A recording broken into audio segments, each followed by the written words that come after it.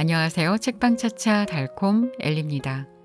오늘 여러분과 함께할 책은 사서한 110호의 우편물입니다.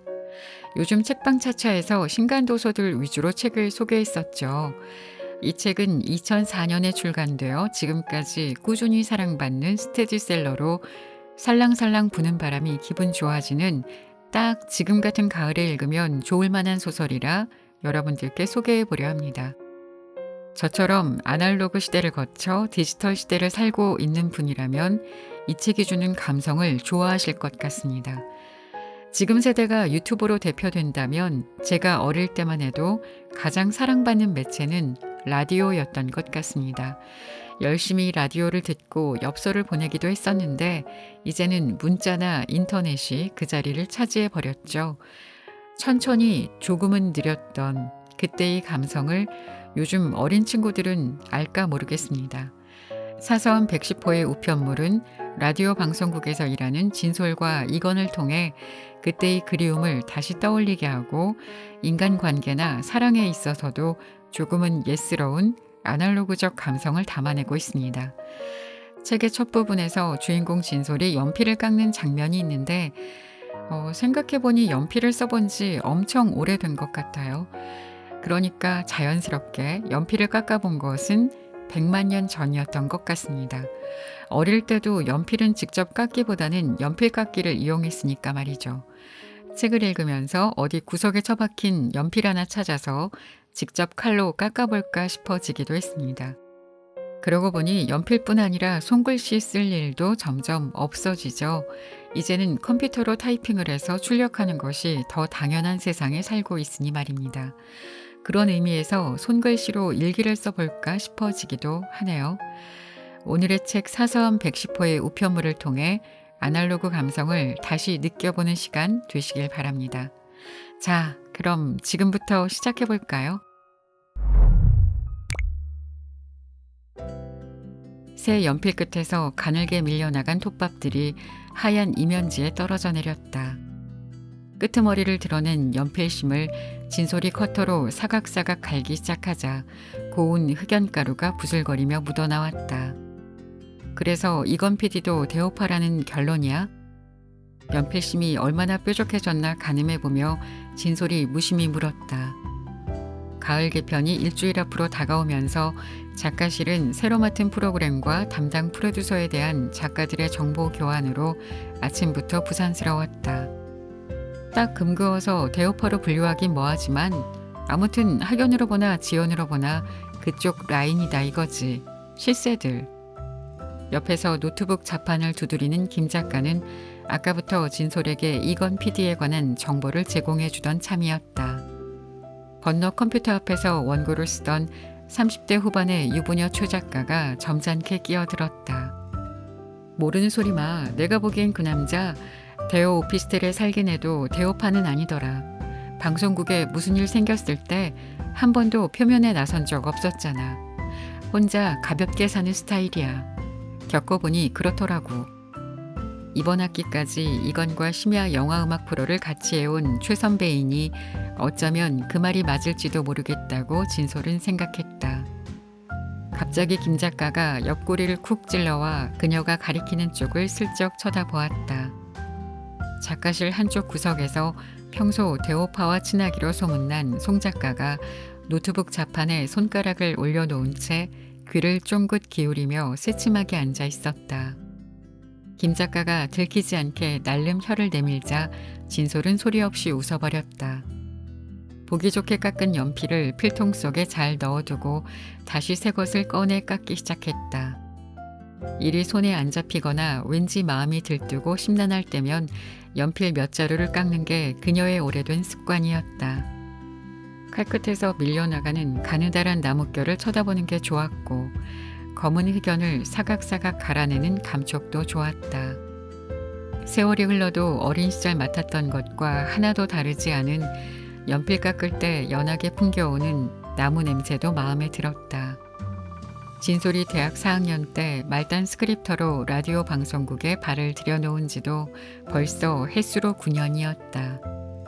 보조작가로 두 해쯤 선배들 밑에서 부분 꼭지들을 맡아 쓰다가 이후 제대로 작가 타이틀을 달고 자기 프로그램을 써왔다. 몇 군데 방송사를 거쳐 3년 전부터는 마포에 위치한 지금의 FM 라디오에서 일하고 있었다. 그다지 활발하거나 사교적인 성격이 아닌지라 진솔은 같은 프로에서 호흡을 맞췄던 사람들 외엔 그저 지나치며 가볍게 목례만 주고받는 정도의 대인관계를 유지하고 있었다.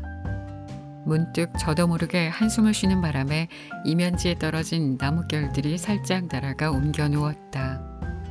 그녀는 지난 1년 반 동안 전통가요를 내보내는 노래 실은 꽃마차와 여성 프로 행복 스튜디오 두 편을 맡아 써왔다.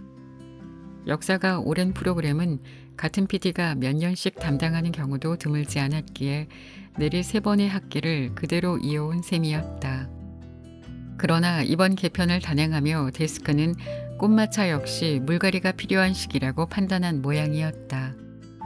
33세의 비교적 젊은 입사 5년차 이건 PD로 교체되었으니 말이다. 낯가림이 심한 편인 진솔로서는 새로운 지휘자와 다시 호흡을 맞춰야 한다는 것이 조금은 부담스러웠다. 공진솔 이제 연필 깎는 데는 거의 달인의 경지에 이르렀구만. 그녀가 깎은 예쁘장한 연필 끝을 들여다보며 김 작가가 감탄 반 놀렸다. 그래, 득도했지. 진솔은 피식 맞장구를 쳤다. 갑자기 출입문이 씩씩하게 열리고 낭낭한 목소리가 날아와 다들 시선이 그쪽으로 쏠렸다. 안녕하세요. 오랜만이네요.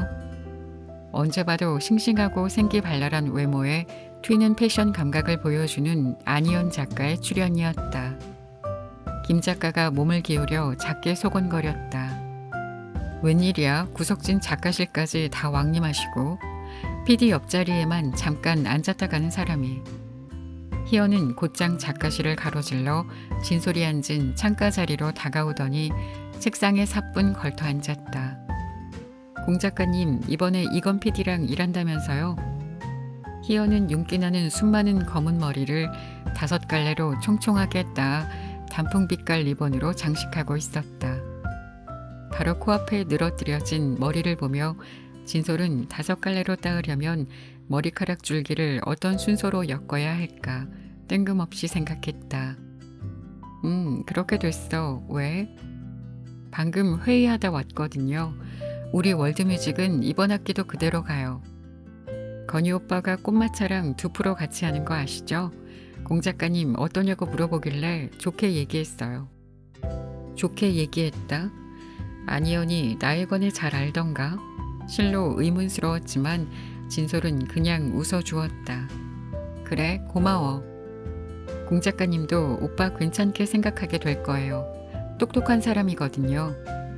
진솔은 짐짓 입꼬리를 올려주며 잠자코 3번째 연필을 꺼내들고 고개만 끄덕였다. 건희 오빠라 부르는 모양이군. 여태까지 이 방송국 작가들 중에 28살의 안희연한테서 언니라거나 선배라는 호칭을 들어본 사람은 아무도 없었다. 31살인 진솔은 물론이거니와 더 나이 많은 작가들한테도 희연은 동등한 느낌으로 모 작가님이라 불렀다. 진솔의 반응이 무덤덤하자 희연은 잠시 그녀를 살짝 훑어보았다. 손끝을 내려다보며 묵묵히 연필을 깎고 있는 자그마한 체구의 공진솔.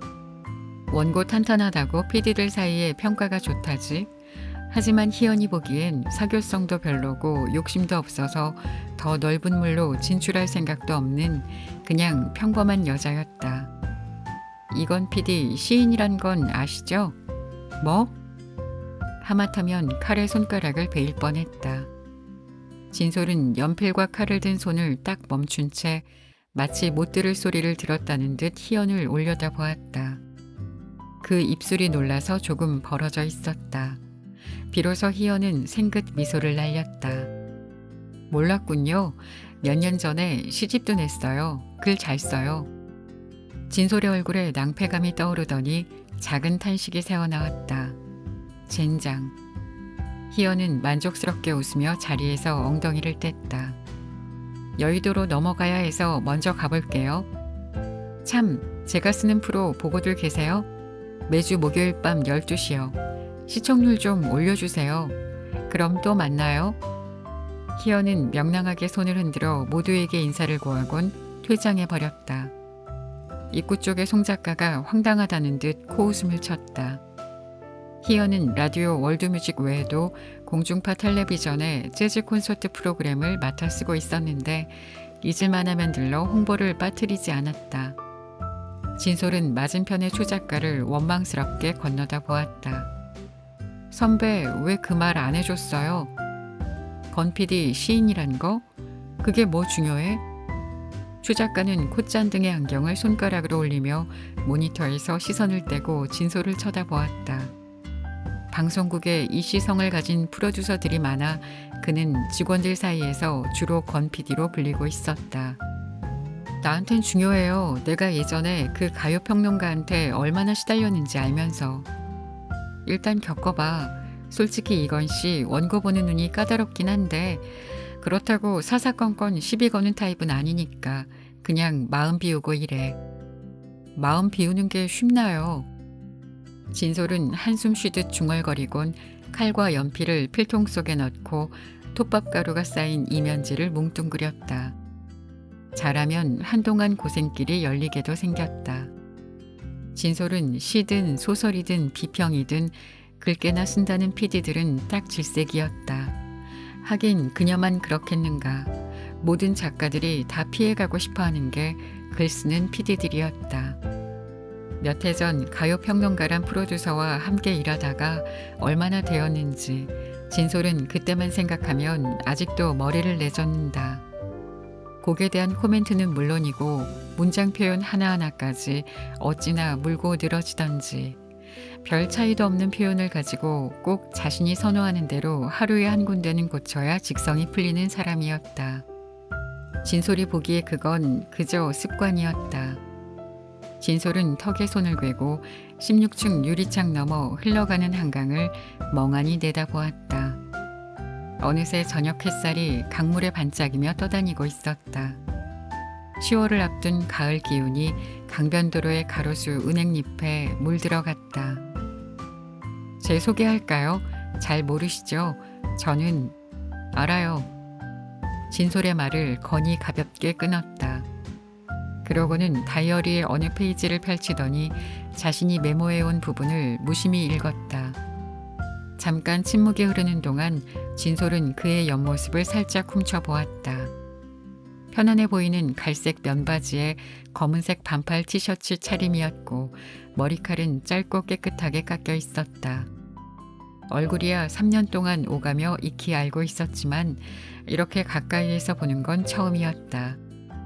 물론 지금도 자세히 들여다볼 상황은 아니지만 건이 다이어리 갈피에서 큐시트 용지를 꺼내 펼치더니 입을 열었다. 공진솔 작가, 사는 곳 우성아파트, 사내 교우관계 이모 PD, 장모 PD, 한모 리포터. 그 사람들 말고는 같이 다니는 걸 본 적이 없고 단골 식당 마포나루, 메뉴는 콩비지 백반, 평소 복장 청바지에 남방 스타일 선호. 이만하면 대충 아는 거 아닌가?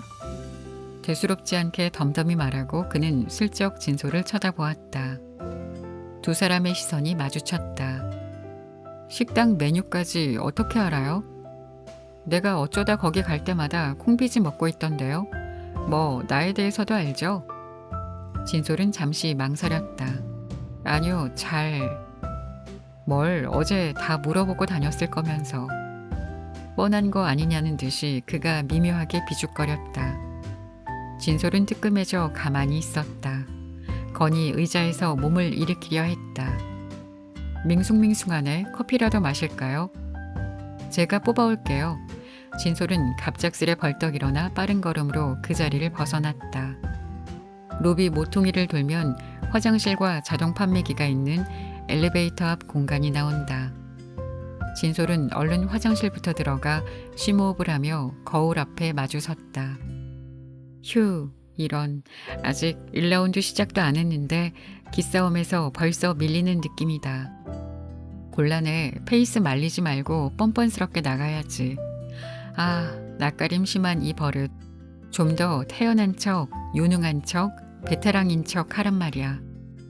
이거는 대학원까지 다녔다고 한다. 군대 다녀오고 29에 입사해서 이제 5년 차. 나이는 진솔이 2살 적지만 짬밥으로 따지면 무려 4년이나 앞선다. 이 바닥 선배는 어디까지나 그녀였다. 커피 2잔을 뽑아서 돌아오니 그는 혼자 담배를 피우고 있었다. 그녀가 내미는 뜨거운 종이컵을 받아들며 거는 왠지 재미있다는 기색이었다. 커피는 프림이 많이 쏟아졌는지 텁텁했다. 올해의 목표 연연하지 말자. 어디에 연연하지 말잔 거예요? 뭐? 진솔이 아차 싶어 내려다보니 앞쪽 연간 스케줄과 목표를 적어놓은 페이지를 바람이 펼쳐놓았다. 건이 고개를 기울여 뻔뻔스럽게 읽고 있는 참이었다. 진솔은 다이어리를 확 끌어당겼다. 남의 글을 왜 함부로 읽어요? 그 글씨만 무지 커서 눈에 확 들어옵디다. 참나. 진솔은 이맛살을 찌푸렸다. 올해의 목표뿐 아니라 그 아래엔 1월부터 12월까지 월별 목표도 줄줄이 적혀 있었다. 설마 그것까지 본 건 아니겠지? 공 작가님 올해 많이 바빴겠어요. 벌써 10월인데. 진솔은 그런 글을 짧게 노려보았다. 다 본 모양이군. 건은 웃음기를 참으며 언짢게 입모양만 달싹이는 진솔을 바라보았다.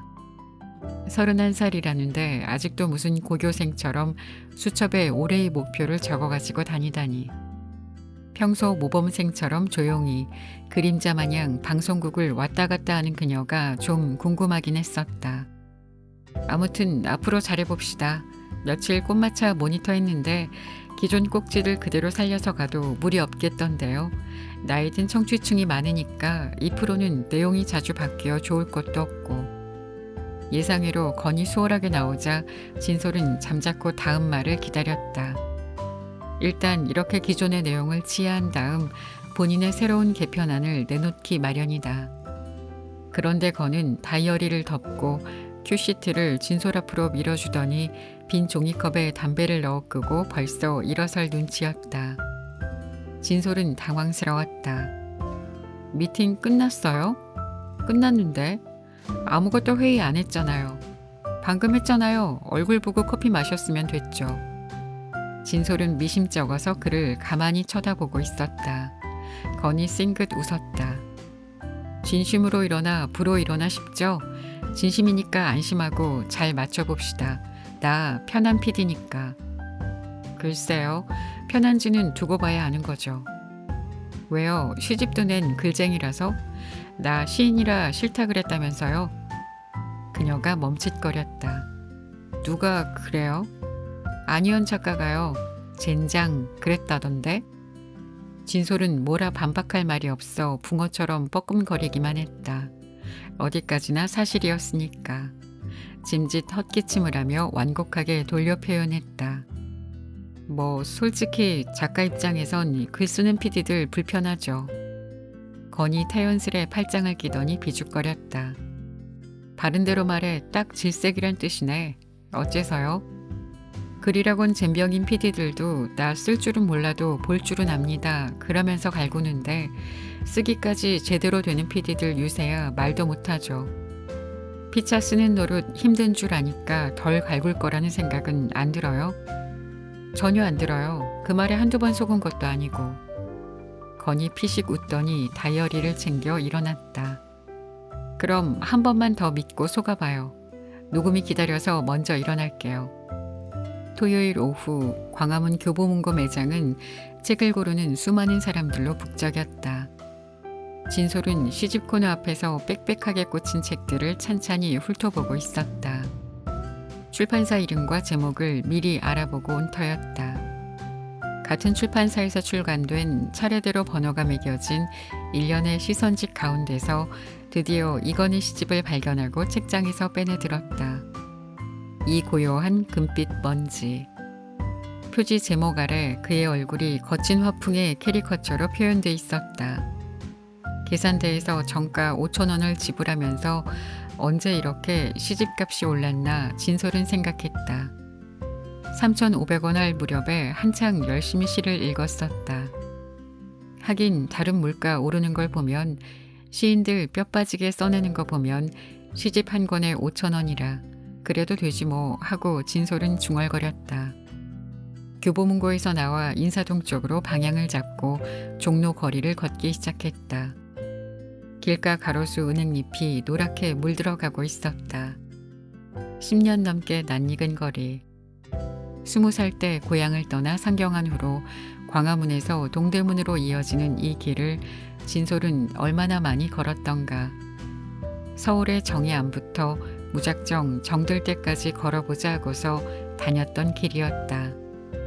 자취방이 있던 동대문 근처에서 출발해 도매 약국들이 즐비한 종로 5가, 종묘와 세운상가가 마주보고선 4가, 단성사 극장이 보이는 3가를 거쳐 낙원상가와 인사동 앞을 지나 매년 마지막 밤 제야의 범종을 울리는 종가까지 그대로 쉬지 않고 터벅터벅 걷곤 했었다. 그리고 조금 더 가면 변함없이 큰 칼 옆에 찬 이순신 장군이 높다랗게 버티고선 광화문 사거리.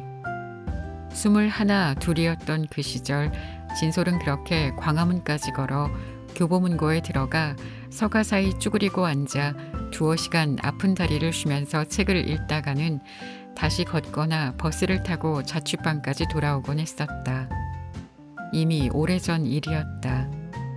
하지만 번쩍이는 고층 빌딩들이 더 많이 들어서긴 했어도 낡고 빛바랜 종로통 거리와 간판들은 그 무렵이나 지금이나 마찬가지 느낌이었다. 인사동 골목으로 막 접어들었을 때 휴대폰 벨이 울렸다. 액정에 한가람 이름이 떴다. 진솔과 친하게 지내는 동갑내기로 행복 스튜디오 취재를 맡아 하는 쾌활하고 당찬 리포터였다. 미안해, 인터뷰 따는데 생각보다 오래 걸렸어. 이제 출발하니까 한 40분 뒤에나 도착하겠다. 괜찮아, 천천히 와. 길바닥에 서 있지 말고 어디 들어가서 기다려. 지난번에 갔던데 거기로 갈게. 어느 건물 2층 지대방이란 전통 찻집. 진솔은 창가 나무탁자 앞에 앉아 이건의 시집을 읽기 시작했다. 한 페이지 한 페이지 읽어 나가는 동안 시간 가는 줄 모르고 그녀는 시집에 빠져들었다. 거의 뒷부분에 이르렀을 때 진솔은 읽기를 멈추고 한숨을 쉬며 시선을 창밖의 거리로 주었다. 그의 시를 행간을 따라 읽다 보니 감정이 격해지려 했다. 오랜만에 찾아드는 이런 감정의 풍랑은 반갑지 않았다. 괜히 잔잔하던 마음의 촉수를 저돌적으로 건드리는 이런 느낌은 뭐가 고요한 금빛 먼지라는 거야. 역설적으로 갖다 붙이긴. 멍하니 창밖을 내다보는데 맞은편 좁은 골목에서 한 여자가 걸어 나오는 모습이 시야에 들어왔다. 흰 블라우스에 하늘색 플레어 스커트를 받쳐 입은 긴 생머리의 여자. 진솔이 그동안 인사동 거리에서 두세 번 스쳐간 적이 있었던 그 자태나 인상이 왠지 기억에 남았던 여자였다. 지난번에도 이 자리에 앉아서 본 것 같은데 저 골목 안쪽에 살고 있나? 여자는 종종 걸음으로 저만큼 떨어진 약국 안으로 들어갔다. 재밌게 들으셨나요? 책을 읽으며 장소가 주는 그리움, 향수에 대해 생각하게 되었습니다. 읽어드렸던 내용에 나오는 광화문, 종로 이런 곳들이 그랬는데요. 서울에 사시는 분이라면 추억 하나쯤 있는 장소지 않을까 싶어요. 저도 아주 예전에 종로 길을 따라 걷기 시작해서 광화문까지 걸어본 적이 있었습니다. 그냥 친구랑 이야기 나누며 산책 삼아 걷기 시작했는데 꽤 긴 거리를 걸었더라고요. 요즘도 라디오 방송을 재미있게 들으시는 분들 계실지 모르겠습니다.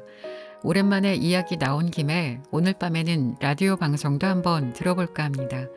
예전에 추억 많았던 프로그램들과는 조금 다르겠지만 그래도 그때의 추억을 다시 꺼내보는 시간이 될 수 있지 않을까 싶네요.